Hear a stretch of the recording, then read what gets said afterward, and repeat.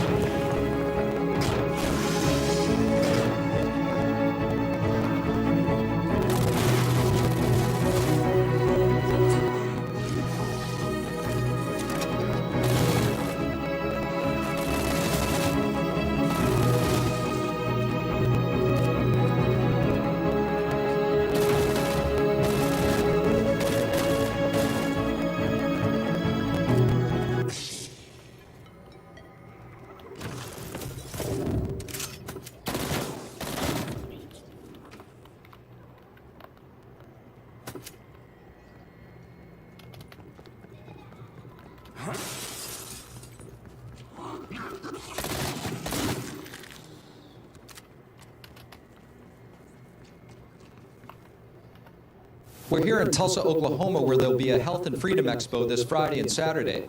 The event will host some of the most prominent voices in politics, health, and business. We had a chance to stop by the event organizers' Thrive Time podcast studios to find out more about the event.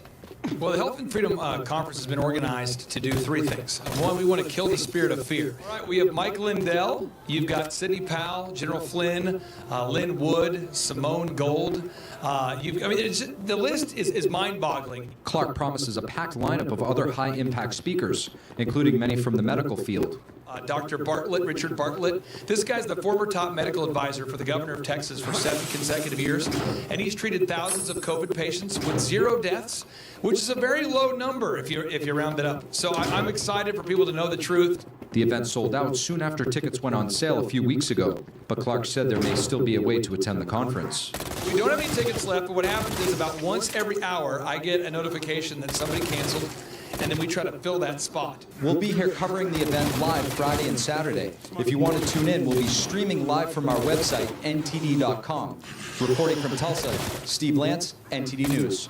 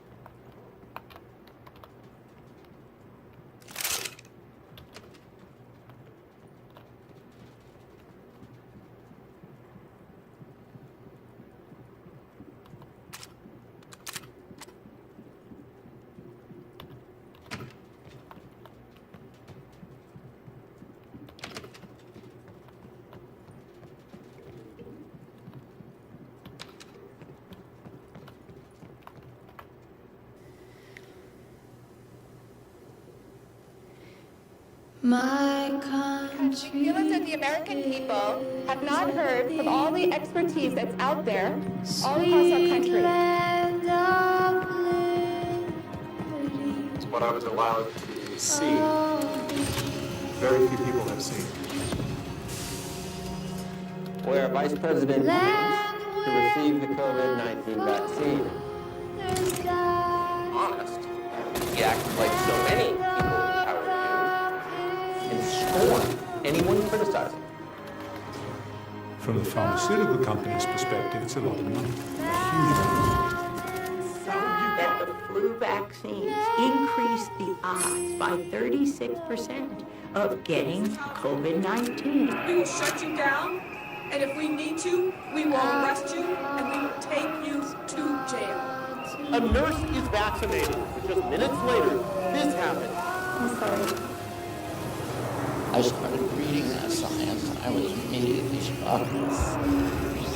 The masks are important because someone who's infected to prevent them from infecting someone else. Right now in the United States, people should not be walking around with masks. Quibble about the guidelines, but the spirit of what I'm preaching on it was contradicted. And so I want to apologize to you. We believe will likely be wearing masks for most of 2021.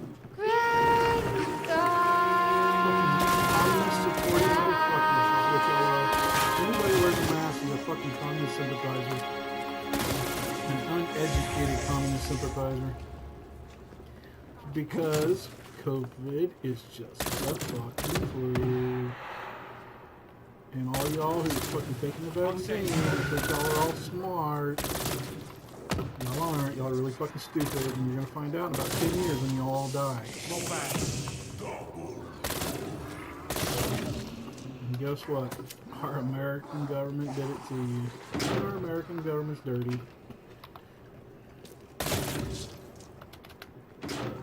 But SEALs, Rangers, and Green Berets all know that already, don't they?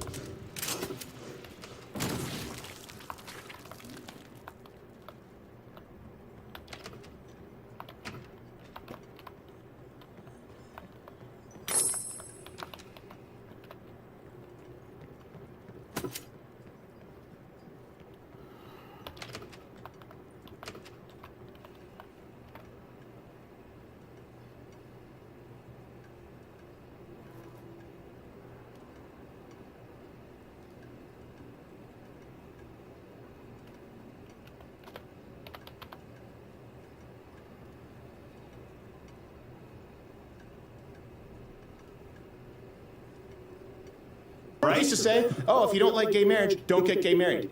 Right. Exactly. But what if I don't like chip?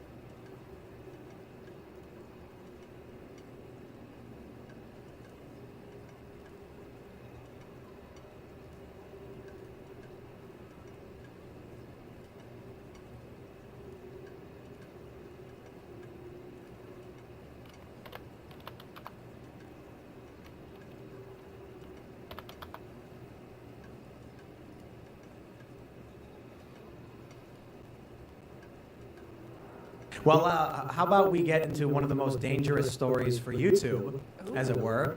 Because, hey, if it's in the news, it's in the news. And who am I to judge? We have the story from the Daily Mail. You ready for this one? Let's go. Pentagon scientists reveal a microchip that senses COVID-19 in your body before you show symptoms, and a filter that extracts the virus from your blood. Gimme.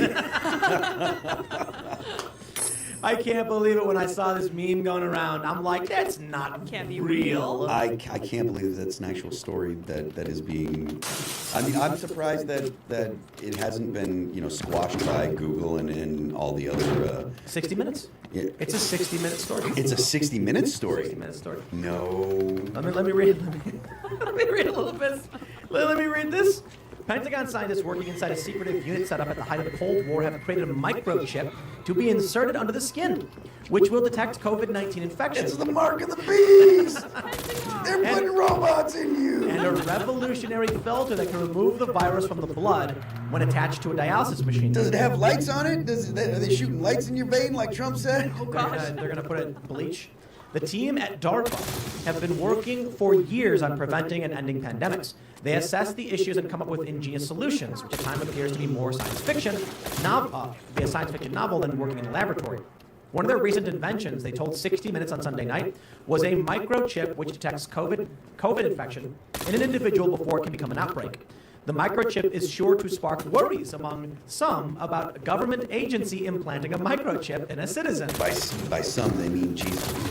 They mean people that are very religious. Everyone. I'm pretty sure they mean everyone. Except these, I don't know. Bill Gates is like, yeah, let's do it. I want to put a chip in everybody. Do you remember Verichip? This was like 10 years ago, I think. Vaguely. Or maybe like 15. Vaguely. Refresh my memory. They're RFID chips they would implant in your hand, Oh, yeah. and you could wave it by a door and the door would open. Yes. Yeah. And it had your information on it. And the way it works is that the signal emitted from the reader provides enough power for it to bounce back a signal with information. It's brilliant. But when that came out, this is like 2000s, people were freaking out like, this is it. This is the mark of the beast. There are already biohackers that have done that kind of stuff themselves, though. Yeah. I mean, there's people who put like full weird Arduinos in their arm. Your body rejects that stuff. Yeah. But this stuff has been around for a while, where there's been some kind of microchip embedding, and there's been all the conspiracy theorists. And the funny thing is, there's a meme going around because of, I think, Ryan Reynolds, where he posted a vaccine selfie, and he said upgraded to 5G today.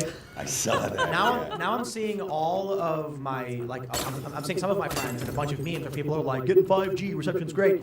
And I'm like, I get it, it's a funny joke.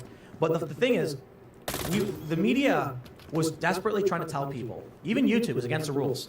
They're not putting microchips, there's no microchips, there's no COVID microchips, stop. And then it's like, okay, fine, okay, we won't say it's crazy, we know it's crazy, and then Sunday, 60 Minutes. And it's okay. There's microchips. It's okay for 60 Minutes to do it too. Yes. This conversation probably got this stream defunct. I wouldn't be surprised if we get in trouble for something like this.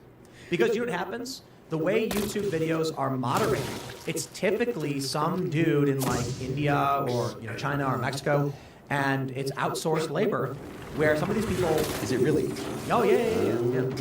My understanding is... But my understanding is it's outsourced labor because there's so much content. So you get some person who's watching it and they don't understand context. First, you get the robots that do it. The robots are like, I see squared, beep, boop, boop, demonetized. Then, if it escalates, you'll get a review from a person, and they're going to be like, oh, microchips, that's conspiracy theory. It's demonetized. Not anymore. Yeah. This happens to me all the time. Check it out. So I actually know people at Google, but I have an actual Google rep that I have to constantly message, hey, this is demonetized. There was we had 2 videos on this show, on this channel, where we criticized Ocasio-Cortez. We got demonetized because of it. And they said you violated our policy against being hateful towards an individual. She'll send people to your house. What, AOC? Yeah, that guy. There was that person that was on Twitter that made a comment critical of AOC, and the police showed up, and the FBI showed up. What? Really? You didn't hear about this? Yeah, I don't remember the guy's name. He was a left-leaning guy, and he said something critical, and he ended up with someone at the FBI at his house about because he criticized AOC. So I don't think that it was AOC. To be fair, the first story that pops up is actually they tweeted about something really bad, like causing harm to somebody. Was it spicy?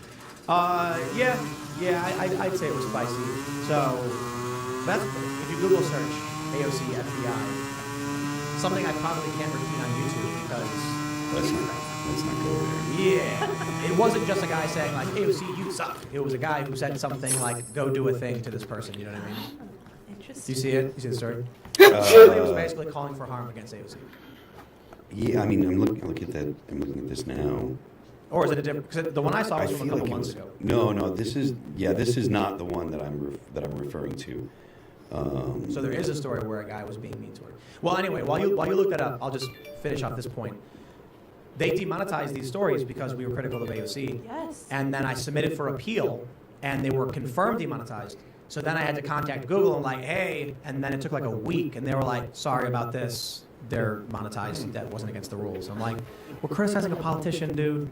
You know, like, what can we say? Unsettling. In this case, we're talking about microchips that the Pentagon has announced. Yes. On 60 Minutes. 60 Minutes, Yep. CBS, is that CBS? That's CBS. Are you going to get the microchip?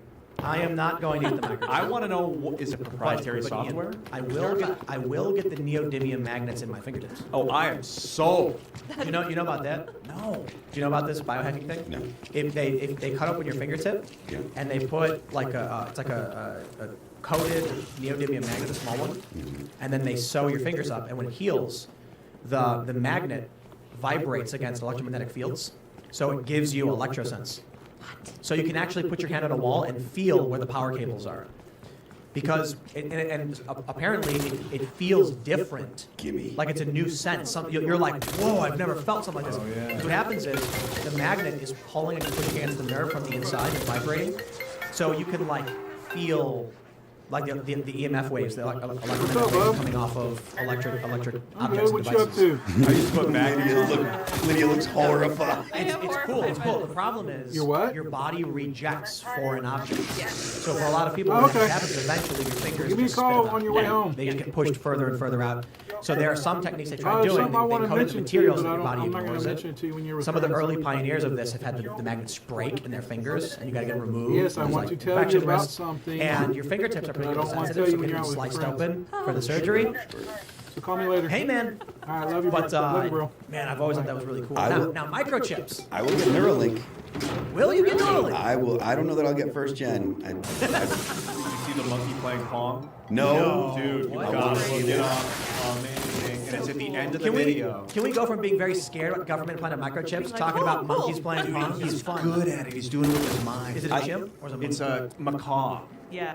I don't trust the government, but Daddy Elon, I tell I you know. what, there's a totally different kind of. If he's open sourcing the code and you know what it's tracking and what it's not tracking. He can open source the code, but I'm still relying on someone else to tell me because I can't code. Yeah. So like, you could be like, oh, you know, look, you can look at the code. It's like people say, oh, you can look at the Bitcoin ledger and see. I'm like, no, you can look at the Bitcoin ledger and see.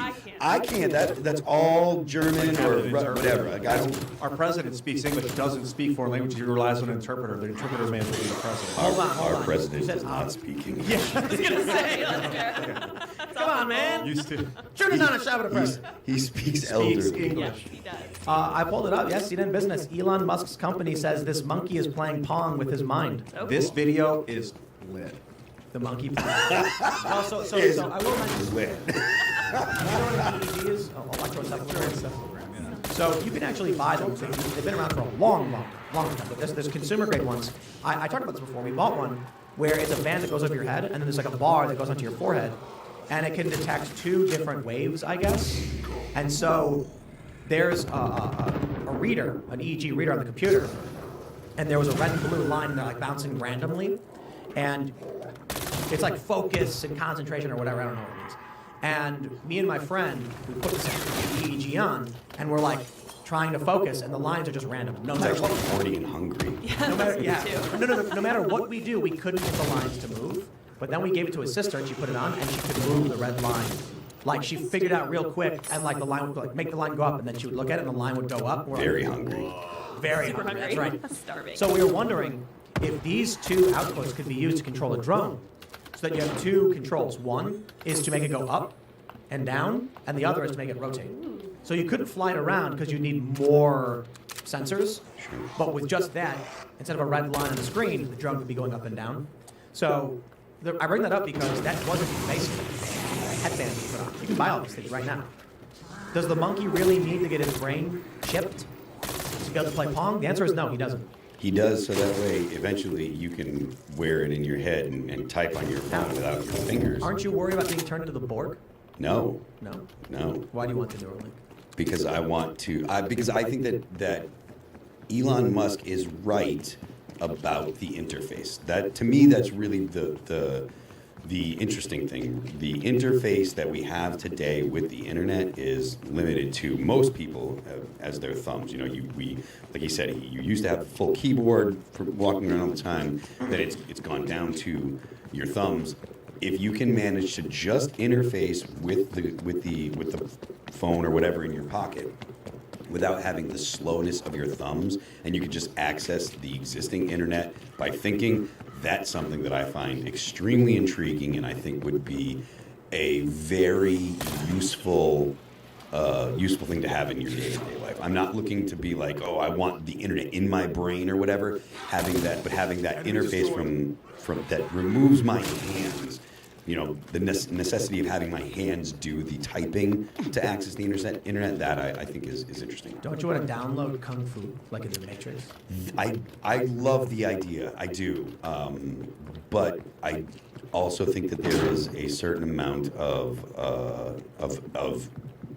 well, I mean, I suppose they could, you know, eventually, if that is possible, you could download the muscle memory and stuff like that. Right, you need muscle memory, and you need the muscle proteins to actually be able to do half the things. Sure. So it's not just about, you know, it's funny when people are like in The Matrix, he plugs thing in his brain, he downloads Kung Fu, and then he can fight. He's like, I know Kung Fu, or whatever. Yeah. It's like, well, hold on. I can watch someone do something, and they can explain it to me, and then my brain's like, got it. And then I'll fall over because I'm not flexible enough, and I'm not strong enough. I just started taking jiu-jitsu about a month ago, and there is a significant learning curve to, I don't even know what I'm supposed to do. Like, for me, like right now, I'm basically at a point where if I can pass guard on someone that I'm rolling with, and I'm like, okay, I feel like I've won. I don't know what to do, so not knowing. So but having the information there would be cool, and knowing, okay, this is what I'm looking to do, but the actual executing still would take some kind of, you know, some amount of physical work, I think. Bro, what if you're actually like a 5'3", morbidly obese dude plugged into a Neuralink right now because you've always, your whole life, wanted to be a famous heavy metal singer, and you're in the game right now? Well, you know, then hopefully, you know, he never wakes up. Hey, at least you can say you can enjoy yourself playing the video game. Not because, you know, people talk about, you get the Neuralink, you plug in, and you're like in Skyrim, you're in World of Warcraft or Call of Duty or whatever. Yeah, you know, I think with VR headsets and stuff like that, that's not super far away. Sensations like smell that you get when, you know, if you're in a place, the way things smell in a place are I don't know that we could reproduce that. But Neuralink possibly could by accessing those parts of your brain. And then you go ahead and, you know, you put on a VR helmet that for the sound and sight. I mean, you know. I heard that they're actually working on virtual smell by causing electrical stimulation in your ear, in your inner ear. I tell you, those things that'll Tinder would Tinder use would go way down if that stuff was real. Like right now, we're in a simulation in the real world. Phil, you're actually like some 23-year-old, just like fat kid, and you're like, I always wanted to be a heavy metal singer, and you're in the game. Ian's actually like a tech billionaire who's really smart and clean cut, and he's like, I just wanted to be this like free-spirited DMT crazy guy in a podcast so bad. It's like, you know, it's just people playing. I'm schooling these dudes. Well, so no, like, no, what I mean is like, I'm very hypothetical, obviously, but you know, if it's possible to create a virtual environment where you get to experience that game, how do you know you're not already in it? Yeah, I mean, I've heard people talk about the idea of simulation and stuff like that. Elon Musk talks about it. Yeah, I mean, He's trying to break out of the simulation. well, I wanted to. I truly think that Elon Musk I think that he's probably a pretty good dude who isn't like the people like people. Yeah, I tweeted tax the rich, and then all the lefties were like, yeah, and then a bunch of conservatives were like, haha, very funny, Tim. And then I tweeted tax the rich, but give all the money to Elon Musk. I'm like, okay, now the lefties, they don't like him all. Yeah, they don't like him at all. But they don't like him because he has money. He's successful. Yeah, I was really annoyed when he blasted the Tesla into space, and they're like, this is so dumb. And I'm like, well, he needed a payload, he needed to wait. And he made something really cool and inspirational for young people. Like, yeah. So I'm fine with it. I don't like the idea that you got these billionaires dumping money into politics. So take it off and give it to Elon Musk and let him build a spaceship to Mars. I want to see that. You know, when people like when someone like Bernie Sanders criticizes Elon Musk, it really, really rubs me the wrong way, because Bernie Sanders has done nothing but live off of other people's money his entire life. He's nothing of value. He wrote a book. Yeah, you're right. And then he made $1 million off of his book. Yeah. And he is, then he stopped talking about the millionaires and the billionaires. And just No. Just the billionaires. Yeah, now he talks just He about brought him back, though. He brought him back. Did he really? No, I'm sorry. You were right. He stopped talking about the millionaires. Yeah. It's just the billionaires that he's got a problem But then he with. brought millionaires back recently. Because if you write a book, you know, then you could maybe make $1 million. Don't you But also, insult me. I made $1 million selling my book. 37% tax rate. Yeah, so it's really funny, too. I'm kind of stoked on this. The media's collapse. Because there's this big upset. Everyone's angry about Substack. Substack is where writers in charge of feed and write articles. It's really simple. But now you get these high-profile individuals leaving their main outlets and just doing Substacks. They're leaving because the main outlets are garbage.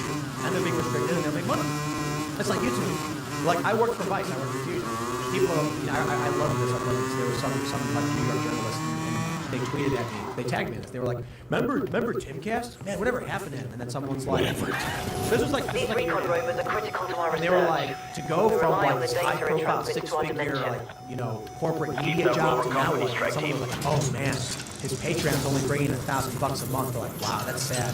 And I'm like, these people know nothing about what's going on. They live in this bubble where working for the machine is like the ideal. And I left, started the YouTube channel, and I was on Joe Rogan and like doing really well, and I was, you know, business was expanding and exploding, and now it's better than ever. And these people just live in that bubble. So now these news outlets are freaking out. Substack has just taken everything away from them. But I'm glad. They're in free fall. Their ratings are collapsing. And I think what's happening is a lot of people like to say that these media companies get woke and then go broke. They think Vice got woke and then went broke. They think these media companies decided one day, we're going to be woke. Oh no, our money's gone. Some of them went the other way. Some of them were going broke and decided to get woke in desperation. They're like, our ratings are dropping. What do we do? Pander. What we pander to? I don't know, progressives. At least we'll maintain that. Tumblr. Tumblr. Yeah. Thanks for checking out this clip from the Timcast IRL podcast. If you want to see the full show, come back to this channel, youtube.com/TimcastIRL, Monday through Friday at 8 p.m., where you can leave comments and super chat, and we actually will read your comments on the show. Don't forget to like, share, subscribe, and if you want exclusive members-only content segments you can't get anywhere else, go to timcast.com, become a member, and we even have full bonus episodes. Thanks for hanging out. I'll see you all next time.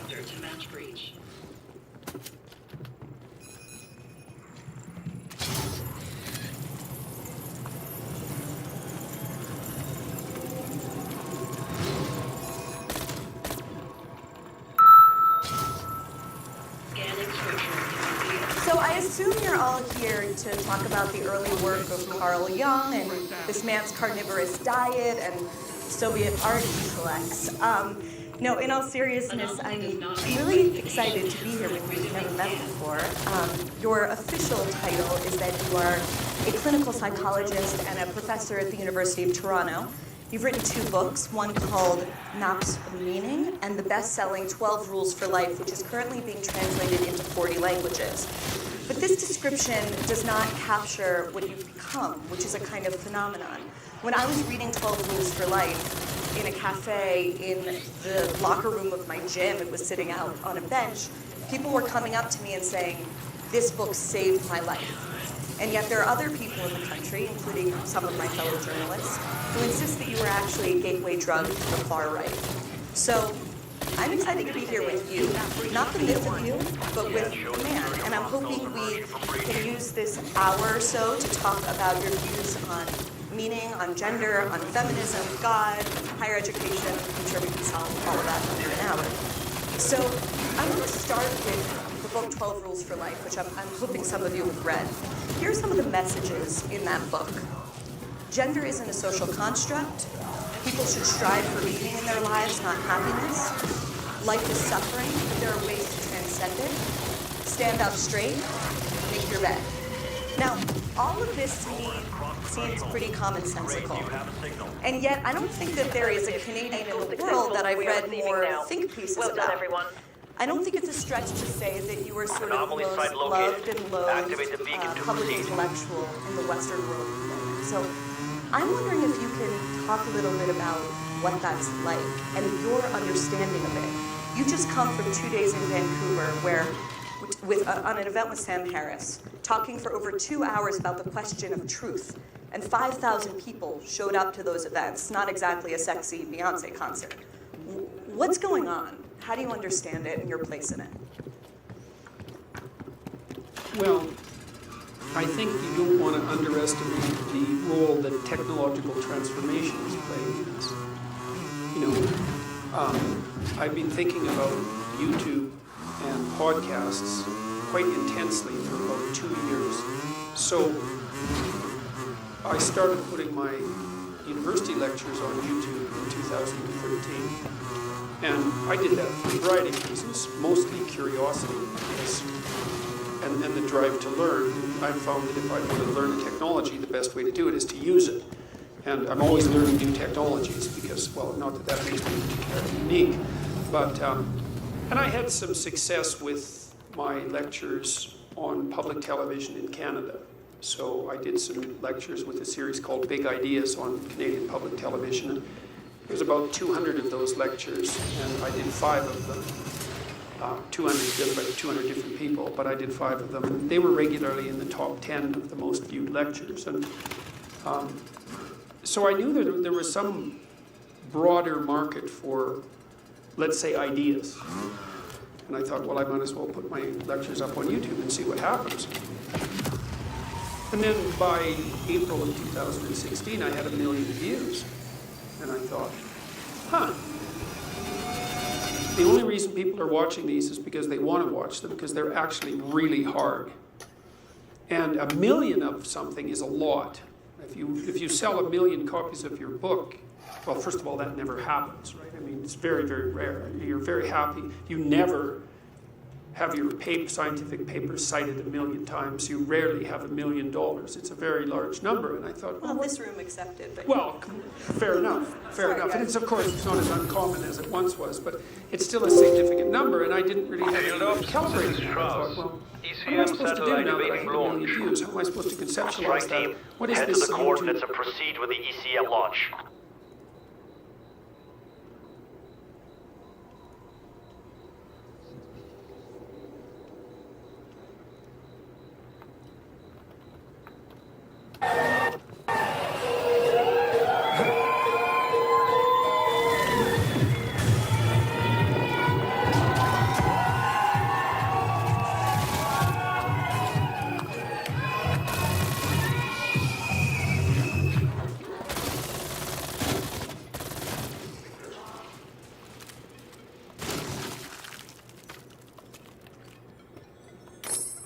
This is coming as Stanford Medicine begins its Pfizer vaccine trial for children under 12. Today was the first day that children 2 to 5 years old got their first doses. Cron 4's Noelle Bello has more from a family who's taking part. What happened at the doctor today? I get the shots. As soon as Chris and Angelica LaCour found out there was a vaccine trial their 3-year-old daughter Eloise could participate in, they signed up. In preparation for today, we told her about the vaccine and wanted to make sure that it was something that she got to be part of making that decision. And she was did a great job today and was a trooper. Phase 1 of the Pfizer trial for children aged 2 to 5 began Wednesday at the Stanford location. Heading up that trial is pediatrics infectious disease expert Dr. Yvonne Maldonado. We're really looking forward to making sure that children can have access to the vaccines as well. Dr. Maldonado says the entire trial will have less than 5,000 kids under 12 involved nationwide. Right now we're focusing on the 2 to 5-year-olds and the 6-month to 2-year-olds. And those would be dose finding, so looking at the right dose. Wednesday morning, Eloise and a few other little ones got their blood drawn, noses swabbed, hey, just a little further, and arms pricked. Hey, how about that? That's it. Look at you, brave kid. They all received the vaccine. When you're doing a phase 1 study, you have to do the dose finding, so you have to give the actual dose. The kids will return in another few weeks for their second doses. The entire trial will last several months, something the of course are happy about. This has definitely been a positive, just knowing that